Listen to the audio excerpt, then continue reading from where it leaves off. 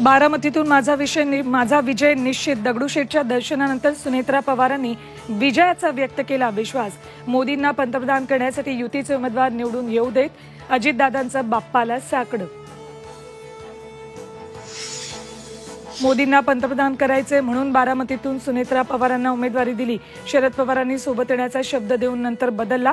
फडणवीसांचा दावा, मनात खदखद ठेवू नका, अन्याय होणार नाही. फडणवीसांचं भाजप कार्यकर्त्यांना आवाहन.